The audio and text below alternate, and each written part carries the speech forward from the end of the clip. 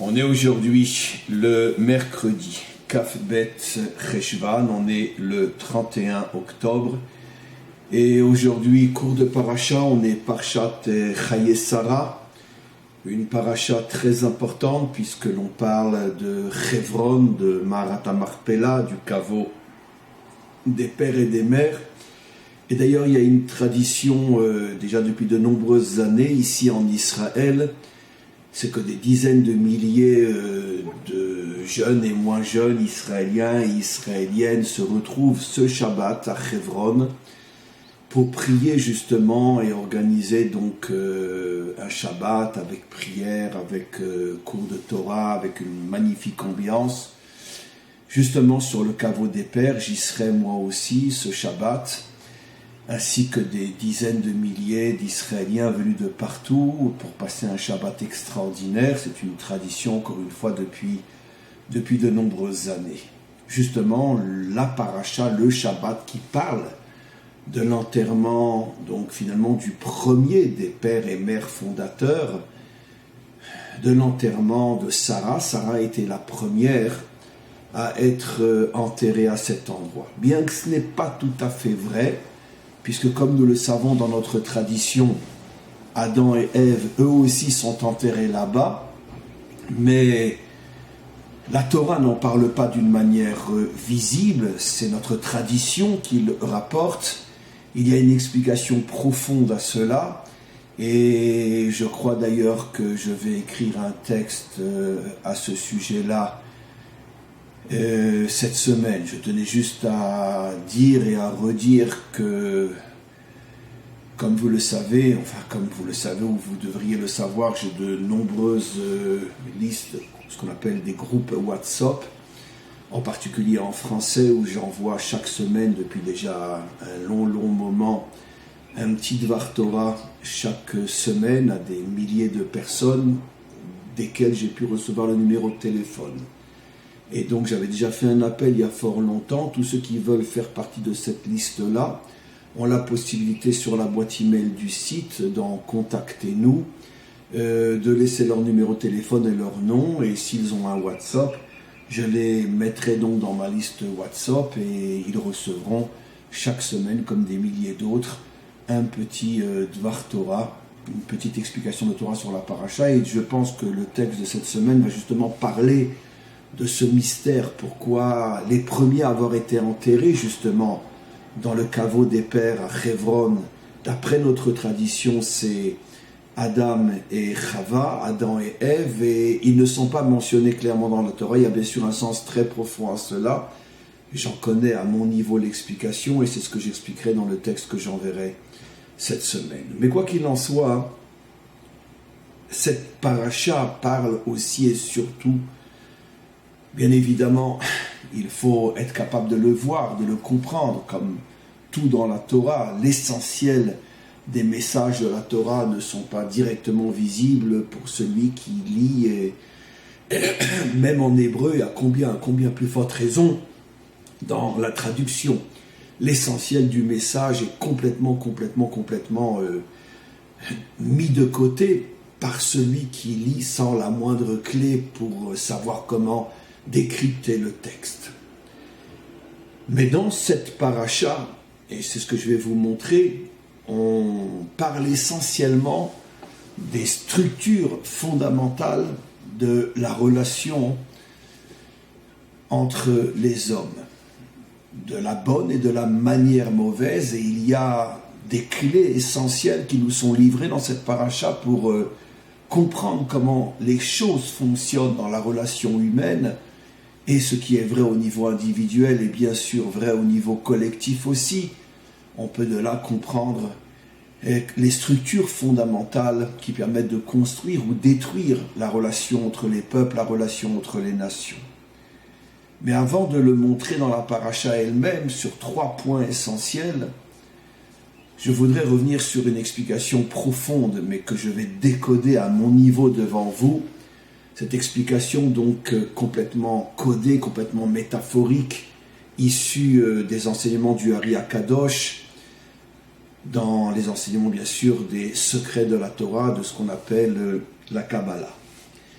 il explique qu'au tout début de la création, donc ça a été d'une certaine manière la première étape pour permettre la création, il y a eu ce qu'il appelle lui dans son langage codé le Tzimtzum, la contraction de l'énergie infinie de Dieu qui, tant qu'elle était libre et libérée, les mondes ne pouvaient pas apparaître puisque par définition, la création est quelque chose de fini, qui a un commencement, qui a des limites, ne serait-ce que dans notre monde, à titre d'exemple, le nord, le sud, l'est, l'ouest, le haut, le bas, chaque chose, chaque créature, chaque création a sa propre structure fondamentale à l'intérieur de laquelle elle est limitée. L'eau ne peut pas être du feu, le feu ne peut pas être l'eau.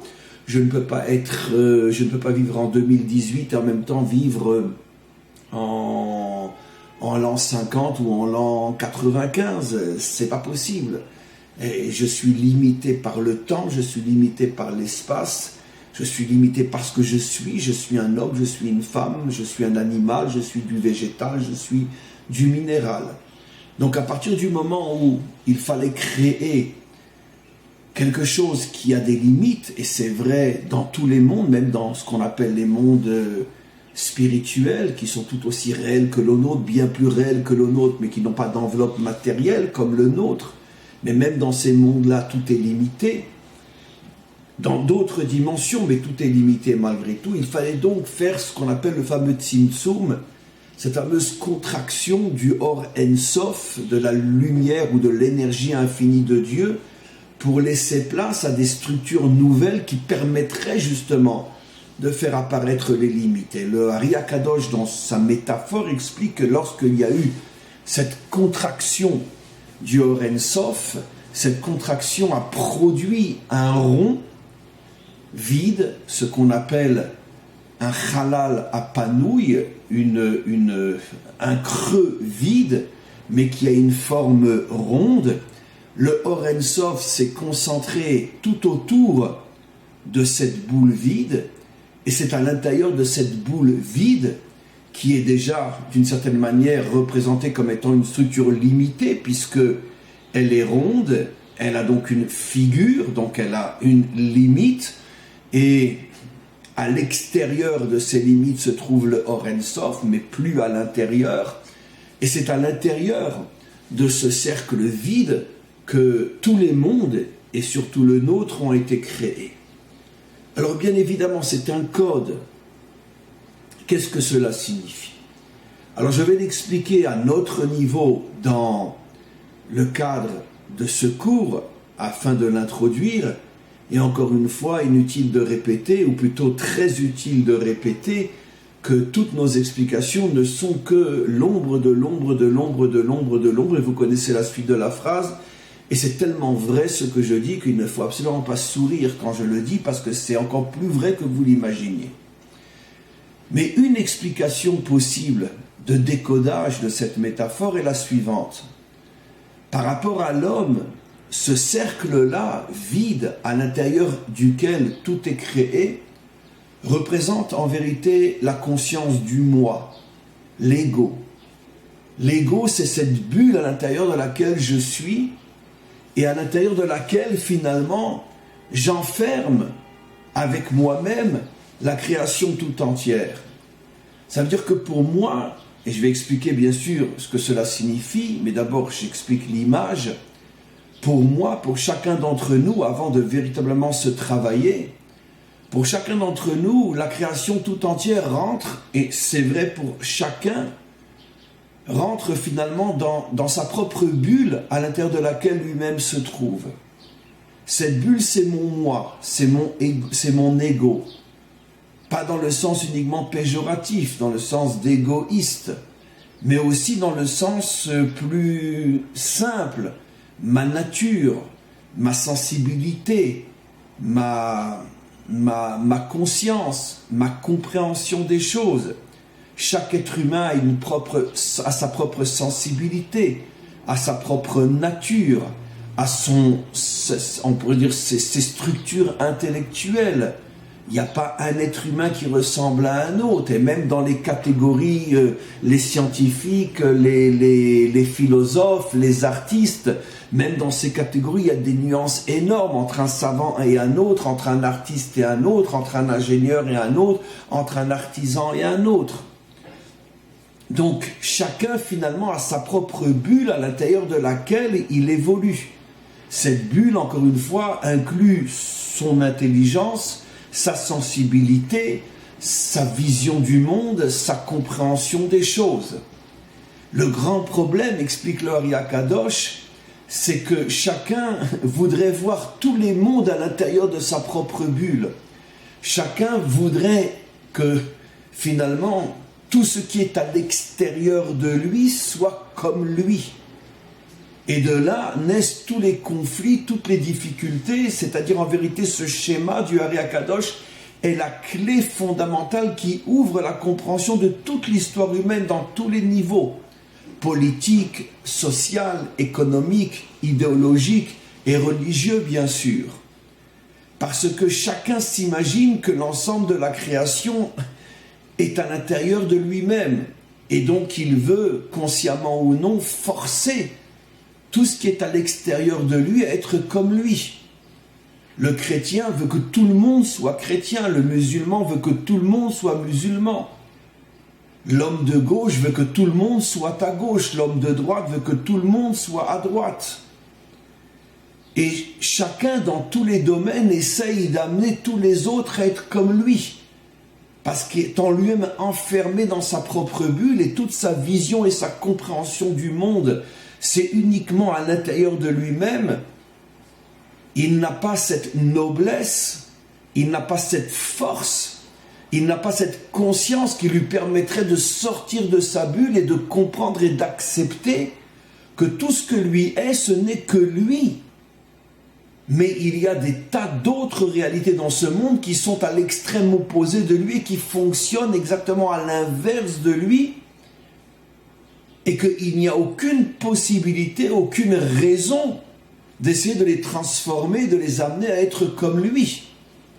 Au contraire, il faut unir toutes ces bulles, et c'est ça le sens profond de l'unité qui régnera au moment de la délivrance finale, où tout le monde s'unit sans forcément changer fondamentalement ce qu'il est, en s'étant bien évidemment nettoyé, séparés de toutes les scories, de toutes les saletés qui abîment nos différences, chacun et les autres.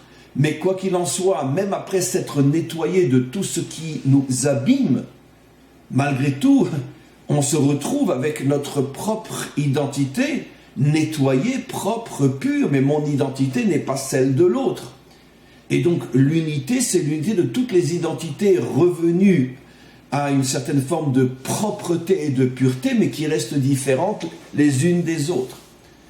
C'est ce que le Ari Akadosh continue à nous expliquer dans son langage complètement codé, dans le secret du Tzimtzum, de la contraction, c'est qu'après avoir créé cette bulle que je viens de définir et d'expliquer au niveau du décodage, le maître du monde a fait à nouveau rentrer un faisceau de lumière à l'intérieur de la bulle, un faisceau de lumière comme un rayon de soleil qui provient de la lumière qui est restée, la lumière En-Sof, la lumière infinie qui est restée à l'extérieur de la bulle.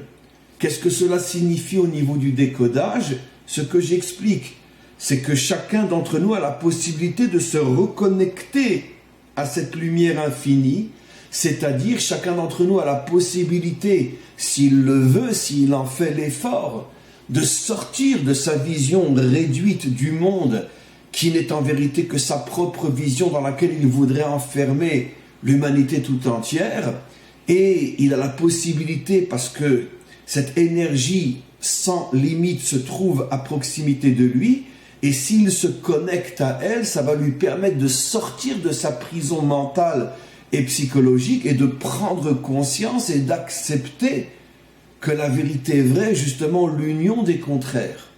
Mais ça demande un effort qui est justement la lutte contre l'égoïsme. Le isme qu'on ajoute à l'ego est finalement le grand ennemi contre lequel il faut se battre, et très rares, très très rares sont ceux qui se battent contre cet ennemi. C'est la raison pour laquelle on a d'après cette clé une manière, mais alors absolument scientifique, de savoir si on est en face d'un mensonge ou d'une vérité. Si je suis en face d'une idéologie qui prétend être celle que tout le monde devrait servir, idéologie ou religion, je suis certain que je suis devant un mensonge. Donc toute religion prosélyte est forcément un mensonge, toute idéologie prosélyte est forcément un mensonge, toute vision du monde qui prétend pouvoir être celle de tous les humains est forcément un mensonge. De là, vous n'avez qu'à ouvrir les yeux et fuyez tous les mensonges dans lesquels la plupart des hommes et des femmes sont enfermés jusqu'à aujourd'hui. Parce que si le discours que vous entendez, c'est que ce que je suis, tout le monde doit l'être aussi, vous pouvez être sûr qu'on vous ment depuis des siècles ou des millénaires. Voilà une clé simple, extraordinaire, donnée par les maîtres d'Israël. C'est la raison pour laquelle la seule religion sur terre qui interdit le prosélytisme, qui est une très grave faute en ce qui nous concerne, c'est bien sûr le judaïsme. Il est absolument interdit de même de suggérer à un non-juif de se convertir au judaïsme.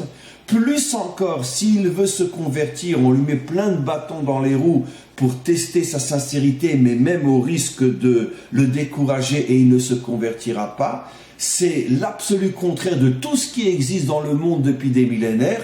Tout le monde fait tout pour avoir le maximum de gens qui rejoignent sa propre cause, et le judaïsme fait tout pour justement prouver au monde entier que puisqu'il est la vérité, il ne cherche pas à l'imposer à qui que ce soit, celui qui la veut, qu'il la choisisse de lui-même, mais ce n'est pas à nous de lui suggérer, et à plus forte raison de lui imposer cette vérité, car une vérité que tu veux imposer aux autres est par définition un véritable mensonge.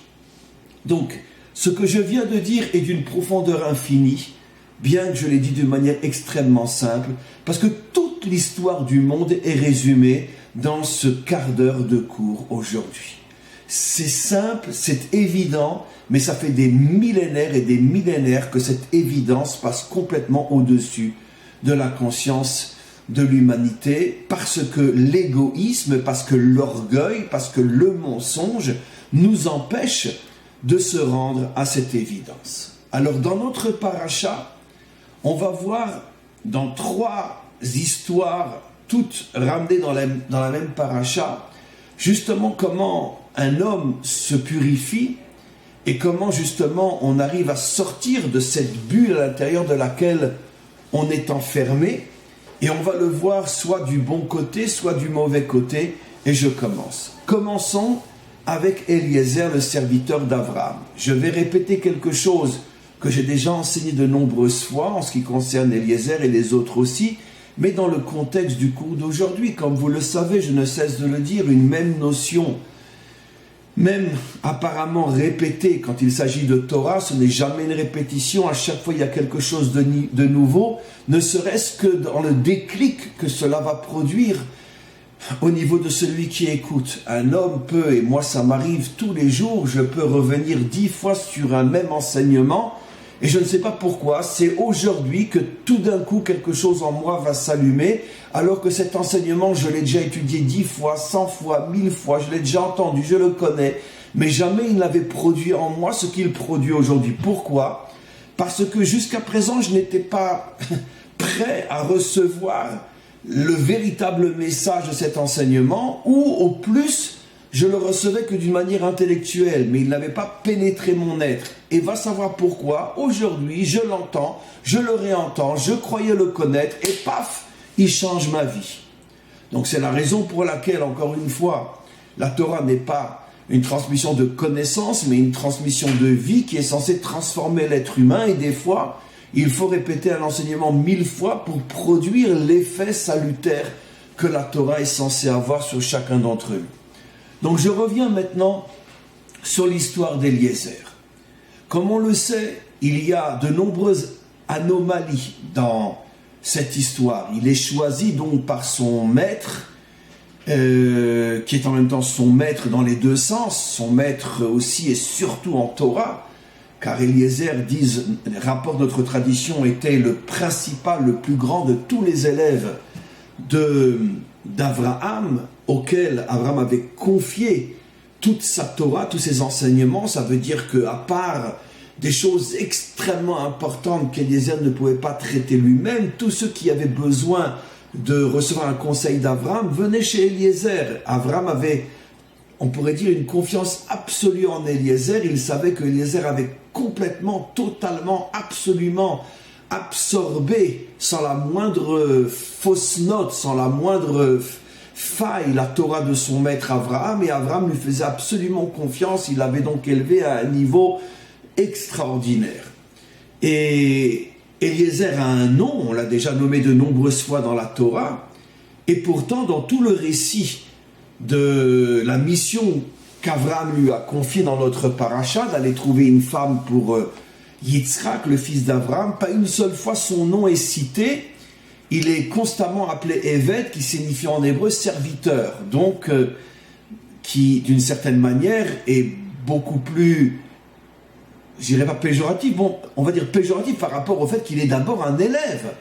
Quand quelqu'un est un serviteur et un autre est un élève, lequel a le rôle le plus digne, le plus noble? L'élève, bien évidemment. Alors pourquoi on ne cite absolument pas son nom dans tout ce récit?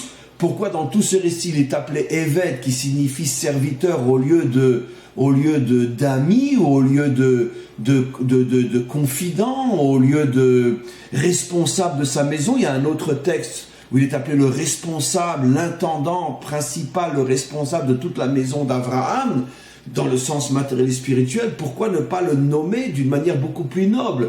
Serviteur, c'est vraiment quelque chose de très petit par rapport à toutes les autres fonctions qu'Eliezer avait dans la maison d'Abraham, et surtout celle d'être son élève principal. Donc, son nom n'est pas cité, il est appelé Eved, donc on voit qu'on fait tout pour finalement le ramener à un niveau de moindre importance. Alors évidemment, une question énorme se pose. Alors pourquoi lui confier une telle mission de laquelle dépend tout l'avenir d'Israël, puisque de ce mariage entre Yitzhak et Rivka, c'est tout l'avenir du peuple juif qui va dépendre du bon choix de l'épouse de Yitzhak, le premier fils et le véritable héritier d'Abraham et de Sarah. Donc, au contraire, met en évidence qu'Eliezer est un homme énorme, appelle-le par son nom, pas le serviteur. Qu'est-ce que ça veut dire, ça? Troisième anomalie, comme on le sait, je l'ai répété des dizaines de fois dans d'autres cours, Abraham sait exactement qui il doit aller choisir. La semaine dernière, en redescendant de la montagne après la Hakeda, on voit les derniers versets de la semaine dernière, il reçoit une prophétie claire lui disant que Rivka est née. Et Rivka, bien sûr, c'est celle qui va devenir l'épouse de Yitzhak. Non seulement il connaît le nom de la jeune fille, Abraham, mais il sait même exactement où elle habite et qui est son père et sa mère. Tout est décrit parfaitement dans les derniers versets de la paracha précédente. Donc, qu'est-ce que ça veut dire? Regardez le texte, même en français. On voit qu'Abraham lui dit, bon, ben, si tu la trouves pas, bon, ben, tu iras choisir ailleurs. Il lui donne ni l'adresse, ni le nom de famille, ni le nom de la jeune fille. Mais donne-lui un minimum de renseignements. C'est pas un minimum, c'est tous les renseignements. Tu les as tous. Pourquoi tu l'envoies à l'aventure en le laissant peut-être même suggérer que peut-être qu'il ne trouvera pas? Évidemment, il n'y a pas grande chance qu'il trouve si tu lui donnes aucun renseignement. Vous imaginez, va chercher va chercher la véritable âme sœur de mon fils en Amérique. Alors que tu as la ville, le quartier, l'adresse, le nom de famille, le nom de la jeune fille, et tu m'envoies comme ça, mais qu'est-ce qui te prend? Qu'est-ce qui t'arrive? Alors la réponse, on la connaît. En tous les cas, vous l'avez peut-être oublié, pour tous les milliers de nouveaux qui n'ont pas écouté les précédents cours, alors la réponse, elle est extraordinaire. Parce que Eliezer, d'après notre tradition, et d'ailleurs c'est suggéré dans les textes aussi, était en vérité un Cananéen qu'Abraham avait rencontré en arrivant en Eretz Knaan. Les Cananéens, comme on le sait, Knaan a été maudit par son père Noé, tout de suite après le déluge. Sans rentrer dans les détails, vous n'avez qu'à regarder. Mais en tout cas, Knaan est maudit. Et donc, ce que voulait faire Abraham en vérité, c'est sauver Eliezer, le sortir de la malédiction.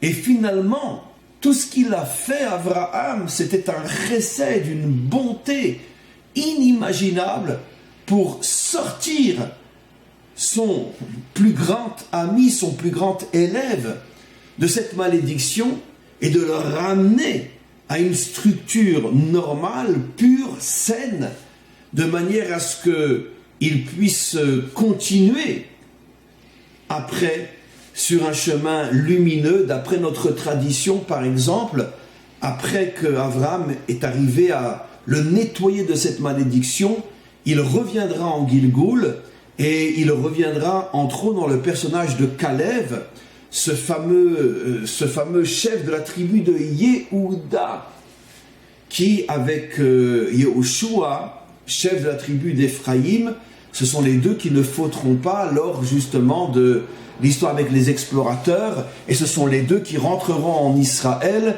et finalement qui sauveront le peuple juif de la destruction totale après que les explorateurs aient découragé cette génération de rentrer en Israël.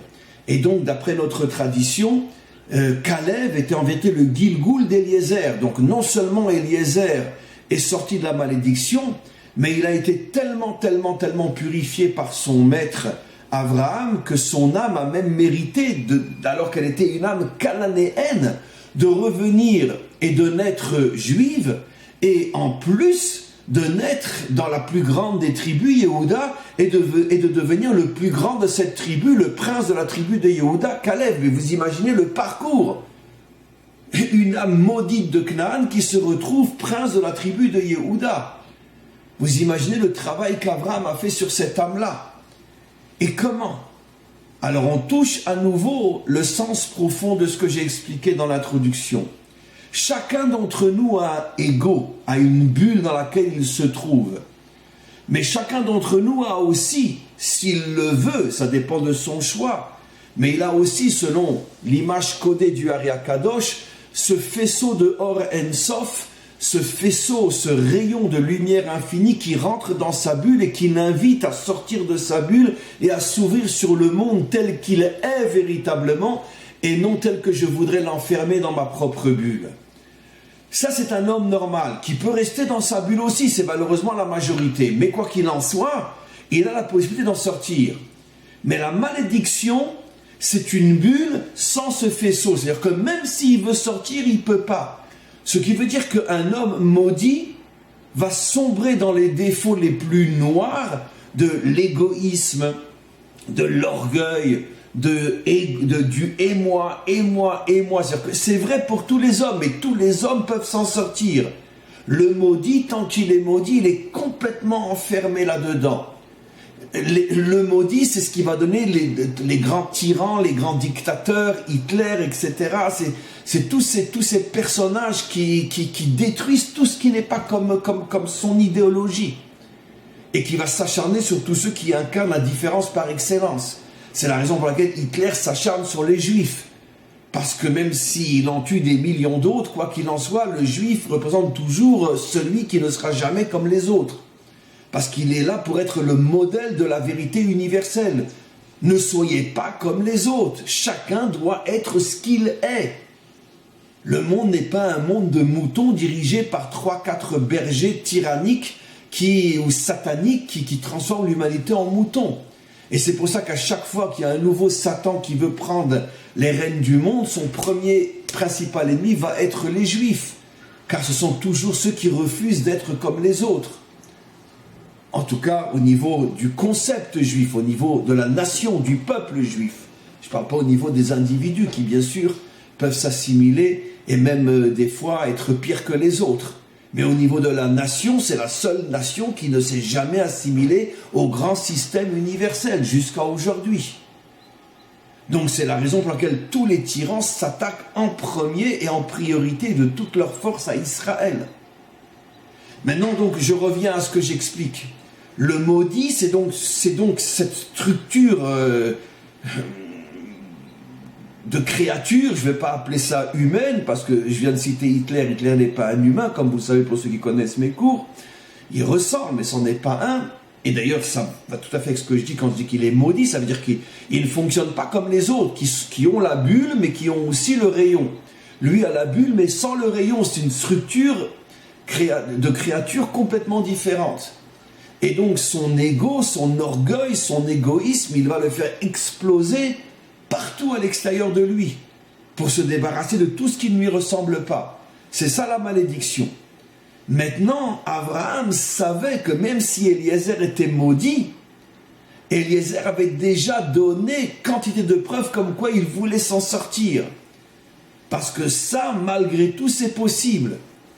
Même si quelqu'un est maudit, malgré tout, même s'il ne peut pas s'en sortir seul, il peut au moins montrer, manifester, suggérer des signes qu'il veut s'en sortir. Et Abraham le sentait chez Eliezer. Et Eliezer avait un grand problème. C'est que il avait lui-même une fille qui était une fille extraordinaire, élevée, comme disent nos maîtres, sur les genoux d'Abraham et de Sarah, qui avait reçu une éducation extraordinaire. Et il espérait peut-être qu'Abraham oublierait cette malédiction et qu'il en ferait l'épouse de son fils. Abraham lui a dit carrément, il n'y a aucune chance. Avec tout le respect et l'amour que j'ai pour toi, vous êtes encore maudit et la malédiction ne peut pas se coller à la bénédiction. Parce que même si ta fille est extraordinaire, malgré tout, elle porte en elle quelque chose qui tôt ou tard ressortira et détruira le peuple juif. Alors qu'est-ce que fait Abraham? Abraham va finalement éprouver Eliezer, et cette épreuve qu'Eliezer va réussir va lui permettre de sortir de sa malédiction. Parce qu'il va faire tout le contraire de ce qu'est la malédiction. La malédiction, c'est l'ego, c'est l'égoïsme, c'est l'orgueil. Et moi, et moi, et moi. Et Eliezer va casser complètement jusqu'à l'ombre du dernier cheveu de cette malédiction, et il va se purifier entièrement. Pourquoi? Maintenant, on comprend pourquoi Abraham ne lui donne aucune indication, pour justement le mettre dans une situation où Eliezer pourrait se dire, bon, bah écoute, je sais pas, moi, j'ai pas trouvé, je vais pas me casser la tête, je vais aller chercher ailleurs, ou peut-être, comme disent nos maîtres, peut-être qu'en revenant bredouille, je pourrais à nouveau lui présenter ma fille, en lui disant, tu sais, j'ai cherché, j'ai pas trouvé. Et donc il avait toutes les raisons au monde de ne pas accomplir sa mission, en plus de se sentir vexé.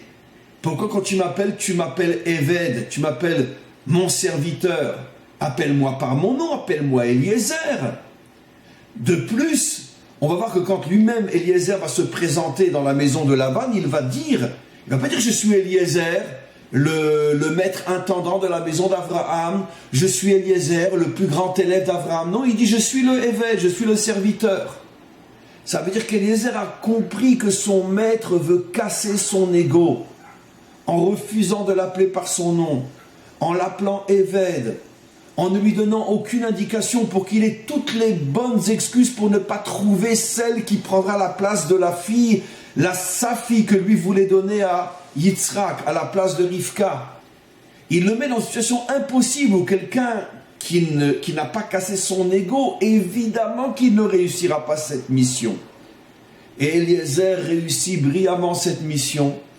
Et en vérité, c'est tout son mérite, mais il a été sauvé par son maître, qui a tout fait parce que son maître savait que si Eliezer voulait, il pouvait s'en sortir, et finalement, il s'en est sorti. Voilà cette première histoire qui met en évidence justement ce qu'est justement cette bulle, ce qu'est la malédiction, et qui nous enseigne que pour chacun d'entre nous, c'est exactement la même chose. Pour sortir de cette bulle d'ego dans laquelle nous vivons, il faut être capable de s'annuler. S'annuler signifie être capable de faire quelque chose pour les autres qui, d'une certaine manière, te portent préjudice à toi. Parce que c'est exactement la situation dans laquelle se trouve Eliezer. il fait quelque chose pour Yitzhak et Abraham qui lui porte préjudice à lui, puisque lui avait une fille qu'il espérait voir devenir l'épouse de Yitzhak. Ça veut dire que non seulement il fait pour les autres, mais en plus, des fois tu fais pour les autres, mais ça te rapporte, ou au mieux, ça ne t'enlève rien. Mais là, tu fais pour les autres, et tu as mille et une raisons de ne pas aller jusqu'au bout, et en plus, si tu vas jusqu'au bout, ça va te porter à toi un préjudice énorme. Voilà le premier message de cette paracha. Comment un homme sort de son égoïsme, comment devient-il un homme béni, puisque c'est ce que va devenir Eliezer, il va devenir béni en sortant de la malédiction. Comment se connecte-t-on à la bénédiction en étant capable de faire quelque chose pour le monde, pour les autres, alors que moi directement, je vais dans un premier temps subir un préjudice de ce que j'ai fait pour les autres. Combien sont prêts à faire une telle chose? On les compte sur le demi-doigt de la main dans ce monde, et c'est pour ça que le monde est comme il est jusqu'à aujourd'hui. Parce que la majorité ne font rien pour les autres. Dans la minorité de ceux qui font pour les autres, c'est au moins si ça ne me porte pas préjudice, et si je gagne un petit peu, c'est encore mieux bien sûr. Mais qui va faire pour les autres en sachant dès le départ que si l'autre gagne, moi je perds? Qui va faire une chose pareille? C'est pour ça qu'il y a très peu d'hommes et de femmes bénis dans ce monde. La bénédiction ne se trouve que c'est celui qui est à ce niveau-là. Et il y en a malheureusement très peu. Mais en tout cas, on a une clé extraordinaire. Comment sortir de notre bulle? Maintenant, toujours dans la même histoire, on a maintenant dans un autre domaine aussi cette notion qui apparaît. Dans le domaine du couple. Comme on le sait, et comme je ne cesse de l'expliquer, comme je l'ai expliqué aussi d'ailleurs, vous le verrez pour ceux qui montent sur mon Facebook, le site du Rav Dinovitch, vous verrez, on a mis une vidéo d'un cours que j'ai donné à Paris la semaine dernière, sur le couple justement. Bon, le début, et vous verrez, est mal enregistré, c'est à l'envers, mais très vite, l'image se remet, c'est un cours de plus d'une heure sur le couple. Le son est assez faible parce que ça a été enregistré relativement loin de moi, mais si vous l'écoutez avec des oreillettes, vous l'entendrez très bien. Donc il y a des trucs techniques que tout le monde doit savoir quand vous êtes pas seulement sur un cours à moi, mais bien en général, quelque chose d'enregistré sur YouTube ou sur Facebook que vous n'entendez pas bien. D'abord vérifiez que sur votre ordinateur le son est au maximum. Et au pire, vous mettez des oreillettes, et donc là, c'est sûr que vous entendrez très bien le cours. Et vous verrez dans ce cours sur le couple, qui est encore une fois sur mon Facebook, site du Rav Dinovitch, Chaim Dinovitch, vous verrez, c'est un cours que j'invite tout le monde à écouter, parce que c'est un cours extrêmement important, que j'ai donné samedi soir dernier à Paris, et qui a des clés très importantes pour comprendre le couple. Et donc, comprendre comment le couple se construit. Mais quoi qu'il en soit, comme je l'explique encore une fois dans le cadre de ce cours, on sait que Yitzhak et Rivka avaient des natures qui étaient à l'extrême opposé l'une de l'autre. Yitzhak, comme on le sait, incarne le din, la rigueur. C'est un homme, si j'ose dire, froid. Et avec mon humour à deux sous, je dirais qu'il est très ashkénaze. Alors que Rivka, elle, c'est une Tunisienne, c'est une Marocaine, on pourrait dire le chesed, l'ouverture, le don de soi, c'est une orientale, elle est à l'extrême opposé, c'est une Sfarade, donc c'est un Ashkénaze qui épouse une Sfarade, un vrai Ashkénaze qui épouse une vraie Sfarade, d'où on voit qu'elle a un tempérament à l'extrême opposé de son mari. C'est que cette histoire que j'ai déjà rapportée des milliers de fois, qui est une pure folie. Eliezer arrive avec 10 chameaux. Chaque chameau est accompagné donc d'un cavalier, donc d'un homme robuste. Ils viennent de traverser le désert. Ils sont tous allongés en train de fumer de la narguila ou jouer au sheshbesh. Et puis il demande un verre d'eau à Rivka. Et Rivka d'elle-même répond d'elle-même: un verre d'eau? Mais non, je vais moi-même abreuver tes 10 chameaux pendant que les cavaliers sont assis en train de jouer au je ne sais quoi, ou en train de se reposer ou se faire bronzer au soleil. Non, mais qui ferait une chose pareille? Mais qui? Une jeune fille, alors que les 10 propriétaires des chameaux sont là, mais ils ont qu'à les nourrir eux-mêmes, puisque les chameaux sont près de la source. En plus, on lui a demandé un verre d'eau. Vous savez ce que ça veut dire, abreuver un chameau après un long voyage, et il y en a 10? Ça veut dire c'est de la folie pure. Son recette, sa bonté, son don de soi, son ouverture sur l'autre est complètement démesurée, sans limite. Mais justement, parce qu'il fallait un équilibre. Entre un Yitzhak qui lui vit complètement, on pourrait dire collé à Dieu, c'est un saint dans le sens le plus occidental du terme, excusez-moi l'expression, mais il ne vit qu'avec Dieu, d'après notre tradition, lorsqu'il y a eu la Hakeda, donc à l'âge de 37 ans, en vérité il n'est jamais redescendu, son âme est restée collée là-haut, il n'est pas mort. Mais il est resté au moment de la Hakeda, notre tradition rapporte qu'à ce moment-là, le ciel s'est ouvert et il a vu le monde d'en haut, et ça l'a tellement impressionné qu'il est resté collé là-haut. C'est un homme qui ne vit pas dans ce monde, et la preuve, comme je l'ai rapporté des milliers de fois, c'est celui des 3 pères qui a vécu le plus longtemps, 180 années, et on n'a pratiquement que quelques versets de sa vie. Alors que sur chacun des autres pères, Abraham et Jacob, on a au moins 3 parachiotes entières. Des centaines de versets sur les 2 autres, et sur lui qui a vécu plus longtemps que les 2 autres, on a quelques versets, même pas une paracha. Parce qu'il n'était pas de ce monde. Un homme qui vit complètement en haut. Un véritable saint. Pas dans le mauvais sens du terme, car il s'est marié, il a eu des enfants, etc. Mais dans sa vision du monde, c'est être en haut. Elle, c'est tout le contraire. Elle s'investit, elle s'engage. Elle ressent l'autre, elle se donne pour lui, elle vit en bas. Le din avec le chesed. Mais comment c'est possible d'unir des choses qui sont à ce point aux extrêmes opposés l'un de l'autre? Mais la réponse, vous l'avez parfaitement comprise depuis le début de ce cours.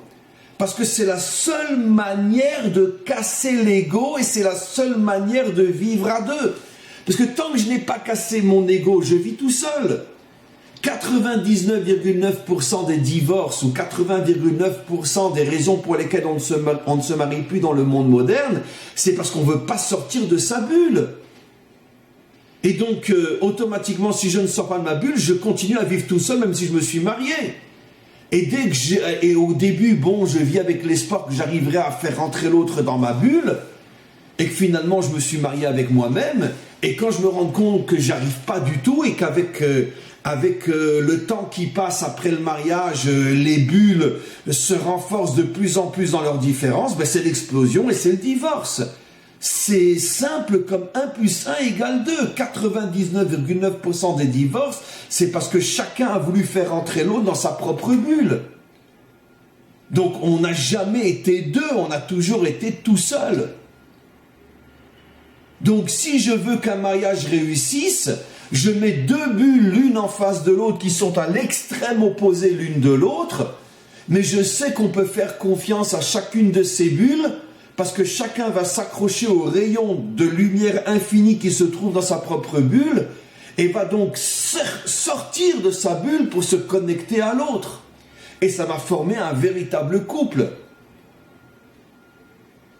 Mais qui arrive à ça ? Le peuple juif a été fondé à partir de 2 bulles qui étaient à l'extrême opposé l'une de l'autre. Chacun des deux est arrivé à casser complètement son ego pour comprendre, sentir, vivre l'autre tel qu'il est et pas tel que je voudrais qu'il soit. Et c'est la raison pour laquelle ce peuple, le peuple juif, va devenir un peuple non prosélyte. Parce que justement, le peuple juif ne peut en aucun cas concevoir que toute l'humanité soit tous des robots avec la même tête, la même pensée, la même parole, qui se prosternent de la même manière devant le même Dieu. C'est inconcevable pour un juif, c'est la fin du monde. Mais comprenez vraiment ce que je dis, c'est la fin du monde. Pour un juif authentique, imaginez que l'humanité tout entière serait juive, c'est la fin du monde. Alors que pour un chrétien ou un musulman, c'est la délivrance. Le mensonge, la vérité. Une fois qu'on a les clés pour comprendre. Évidemment. Donc, c'est la raison pour laquelle, toujours dans le même cadre, Eliezer, connaissant la mentalité, le caractère de Yitzhak, qui est un homme qui vit en haut, qui d'une certaine manière n'a pas vraiment de connexion avec ce monde, il lui faut, comme âme sœur, il lui faut comme épouse quelqu'un qui sera tout le contraire de lui, qui est tellement sensible à ce monde que quand on lui demande un verre d'eau, elle répond « je vais nourrir 10 chameaux ». Mais jamais Yitzhak n'aurait fait une chose pareille. Plus encore, à mon avis, Yitzhak aurait répondu « excusez-moi monsieur, mais je suis en train de prier maintenant, je ne peux même pas prendre le temps de vous donner un verre d'eau ». Si on l'avait dérangé en pleine prière, c'est ce qu'il aurait répondu. Excusez-moi, je suis maintenant occupé à autre chose d'un peu plus important qu'un verre d'eau, monsieur. Je suis en train de parler avec Dieu. C'est ce que Yitzhak aurait répondu. Rivka, un verre d'eau, elle nourrit 10 chameaux. Donc on voit encore une fois la même notion. Et enfin, pour terminer, on retrouve aussi dans cette paracha le même sujet, mais rapporté d'une manière encore différente. On a dans cette paracha, selon notre tradition, Rashi et autres, on voit que Ishmaël, après la mort d'Abraham, fait teshuva et va reconnaître que Yitzhak est l'héritier principal d'Abraham. On voit dans cette paracha aussi que Yitzhak passait énormément de temps dans l'endroit où se trouvait Agar, la mère d'Ishmaël, et Ishmaël lui-même, Be'er Lechai Ro'i, l'endroit qui était l'endroit où vivaient Agar et Ishmaël depuis qu'ils étaient sortis de la maison d'Abraham. On voit à 2 reprises que Yitzhak est toujours là-bas. Qu'est-ce qu'il fait chez Ishmaël? Et comment se fait-il qu'à partir du moment où Abraham meurt, Ishmaël, disent nos maîtres, fait teshuva et Rachid dit il va mourir comme un juste. Pourquoi? Mais c'est exactement le même principe qu'on revoit. Abraham, d'une certaine manière, disent nos maîtres, avait commis l'erreur de vouloir éduquer Ishmaël selon ses valeurs à lui, Abraham. Il n'avait pas compris qu'Ishmaël a un mode de fonctionnement, une nature qui est à l'extrême opposé. Et ce que je dis n'est absolument pas péjoratif, loin de là. Abraham est un homme bon, un homme charitable, un homme qui s'apitoie sur le sort des malheureux, sur celui qui, comme on le voit, à l'âge de 100 ans, le 3e jour de la circoncision, il se met à courir pour supplier des Bédouins de venir chez lui à la maison. T'as pas autre chose à faire? Juste après avoir été circoncis, la Torah dit qu'il faisait un soleil écrasant. Tous les jours de ta vie jusqu'à 100 ans, tu as reçu des invités. Si une fois, dans cette situation, tu ne le fais pas, le monde va s'écrouler. Non. Non, ça n'existe pas chez Abraham. Un jour sans pouvoir faire du bien à quelqu'un. Et c'est selon ce modèle qu'il éduque Ishmaël. Le problème, c'est qu'il s'est complètement trompé sur la personnalité d'Ishmaël. Ishmaël a un mode de fonctionnement qui est à l'extrême opposé de celui de son père. Ishmaël, lui, au contraire, est un guerrier, comme il est appelé dans la Torah. C'est un chasseur, c'est un homme qui respecte et vénère la force. Lui, ce qu'il admire, c'est la dimension guerrière, pas la dimension charitable. Et donc, lui n'est pas sensible à cela. Mais pire encore, selon la structure, la conscience, la mentalité, la psychologie d'Ishmaël, la bonté, il l'aperçoit comme un signe de faiblesse. Les bons, c'est les faibles, les gentils, c'est les faibles, c'est les lâches.